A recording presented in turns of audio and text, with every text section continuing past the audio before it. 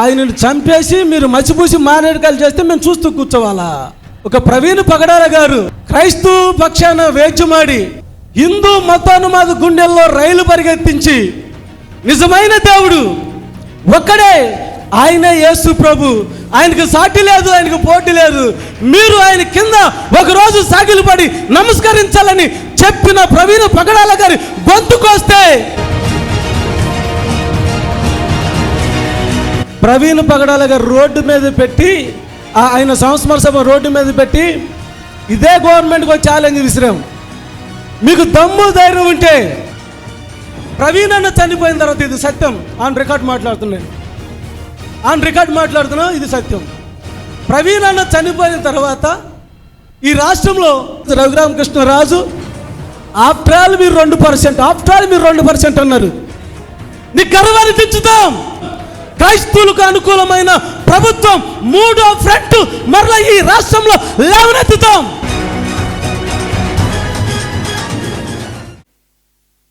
ఎంతమందికి ఆయన ఈ సంవత్సరం పాటు గుర్తున్నాడో లేదో తెలియదు, కానీ ప్రతి క్షణం నా గుండెలో మెదులుతోనే, నా ఎదలో ఆయన మాటలు పదిలంగా దాచుకున్నాం.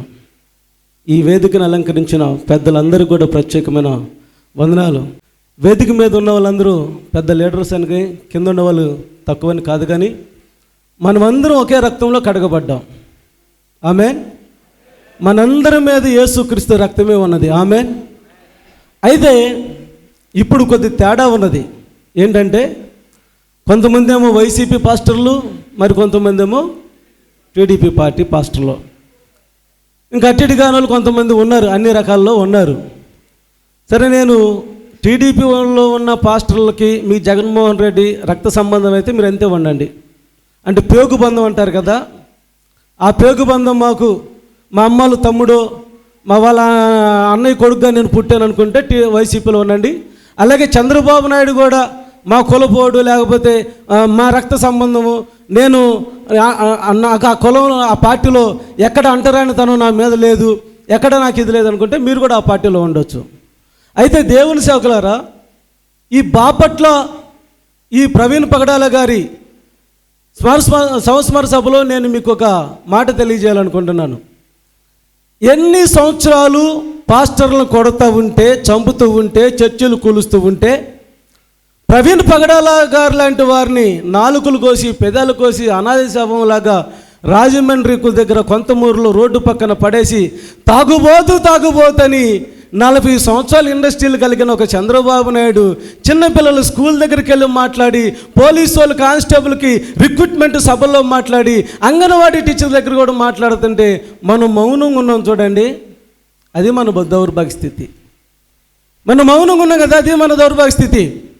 ఈరోజు నేను ఉదయం గుంటూరు నడిబొడ్డులో అంబేద్కర్ సెంటర్లో ప్రవీణ్ పగడాల గారు రోడ్డు మీద పెట్టి, ఆయన సంస్మరణ సభ రోడ్డు మీద పెట్టి ఇదే గవర్నమెంట్కి ఒక ఛాలెంజ్ విసిరాం. మీకు దమ్ము ధైర్యం ఉంటే మా ప్రశ్నలకు జవాబు చెప్తారా? మా అనుమానాలు తీరుస్తారా?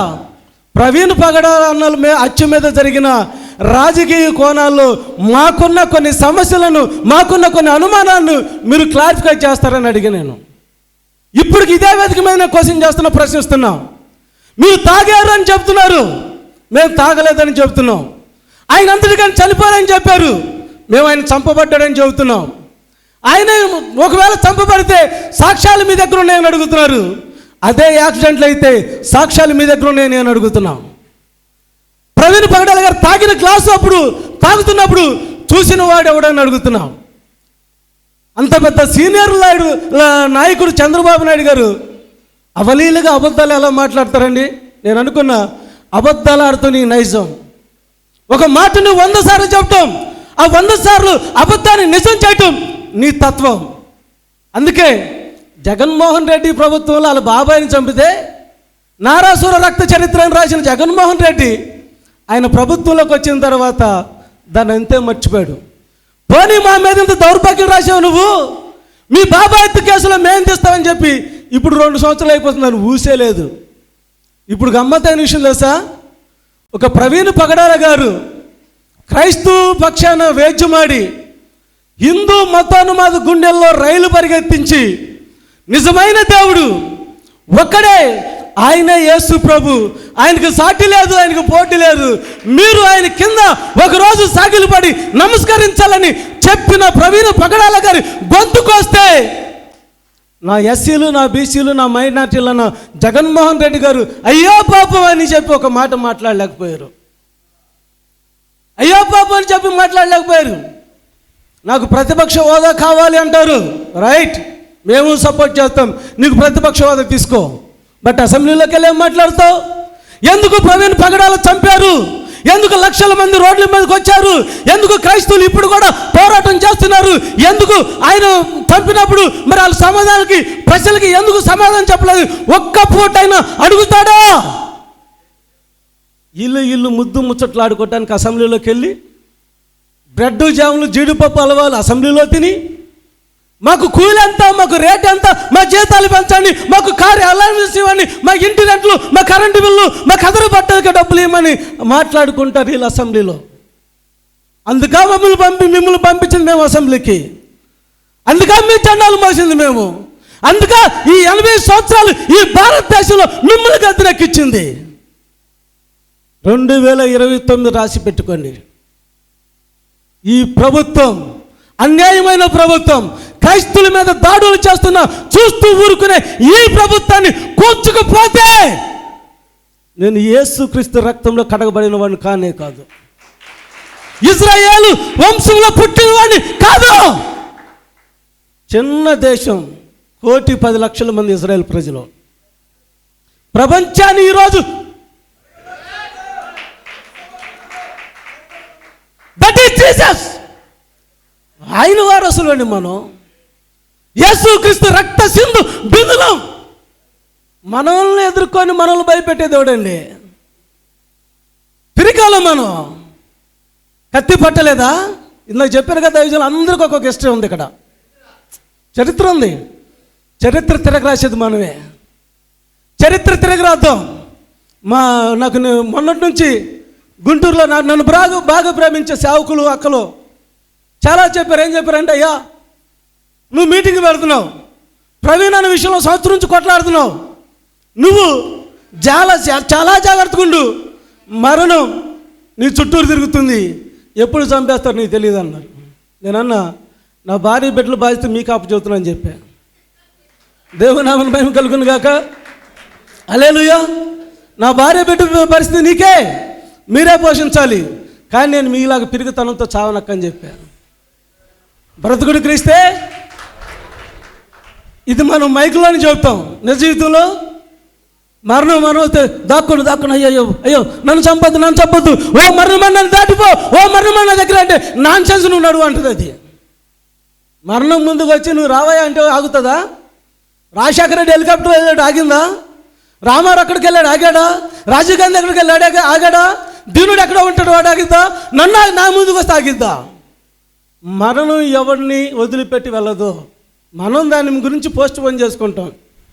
నేను అడిగా, ప్రవీణ్ పగడాల గారు మీరు తాగిపోతని నిందలేస్తున్నారు కదా, మా ప్రశ్నకి జవాబు ఉందా? ఎందుకు ప్రవీణ్ పగడాల గారు చనిపోతే ఫింగర్ ప్రింట్స్ ఎందుకు మీరు తీయలేదు? 10 లక్షలు బంగారం కొట్టేస్తే నువ్వు వాటి ఇంటి డోర్ల మీద, బీరువాల మీద, గల్లాపెట్టి మీద ఫింగర్ ప్రింట్స్ తీస్తావు కదా, ఎందుకు తీయలేదు ఫింగర్ ప్రింట్స్? హైదరాబాద్లో ప్రయాణం అయిన ప్రవీణ్ పగడాల రాజమండ్రి దగ్గర కొంతమూరు వచ్చేలోపు ఎక్కడ పెట్రోల్ కొట్టించుకున్నాడు, ఎంత పెట్రోల్ కొట్టించుకున్నాడు, పెట్రోల్ కొట్టించిన బైక్లో ఎంత ఖర్చు అయింది, ఎంత ఉంది, బుల్లెట్ ఆయన మీద పనుకుంటే ఎంత పెట్రోల్ ఆయన ఒంటి మీద కారింది, ఎంత పెట్రోల్ కారాలండి? ఒక స్కూటీ పక్క కొరిగితే పెట్రోల్ కారదా? బండి పక్క కొరిగితే పెట్రోల్ కారదా? మరి పోస్ట్ మార్టం రిపోర్ట్లో ఆయన మీద పెట్రోల్ ఉందంటే లేదు కదా, పెట్రోల్ ఉన్న సంగతే లేదు కదా. మరి నువ్వు ఎట్టదాన్ని పనుకోబెడతావు, ఎట్టది అబద్ధాలు కప్పిపుచ్చుతావు? ప్రవీణ్ పగడాల వాళ్ళ కుటుంబానికి సంబంధించినాడు, వాళ్ళు మౌనంగా ఉంటే మీరేందయ్యా ప్రతిసారి ప్రవీణ్ పగడాల అంటారా? ప్రవీణ్ పగడాల ఒక జెసికా మేడం గారికి సంబంధించిన వాడు కాదు. ప్రవీణ్ పగడాల ఆయన సాఫ్ట్వేర్ సంబంధించిన వాడు కాదు. ప్రవీణ్ పగడాల వాళ్ళ బిడ్డలకు సంబంధించిన వాడు కాదు. ప్రవీణ్ పగడాల ఒక హైదరాబాద్ పట్టణానికి సంబంధించిన వాడు కాదు. యావత్తు ప్రపంచంలో ఉన్న క్రైస్తువులకు సంబంధించిన వాడు ప్రవీణ్ పగడాల. ఆయనను చంపేసి మీరు మసిపూసి మారేడుకాయలు చేస్తే మేము చూస్తూ కూర్చోవాలా? జగన్మోహన్ రెడ్డికి ఓటేసినా, చంద్రబాబు నాయుడుకి ఓటేసినా బీజేపీకి వెళ్తుంది. సేవకులారా, చీకటికి వెలుగు పొత్తు ఎక్కడ నా మాట జాగ్రత్తగా ఆలోచించండి. యేసుక్రీస్తు రక్తంతో కడగబడిన వాడితో మీరు వస్తారా?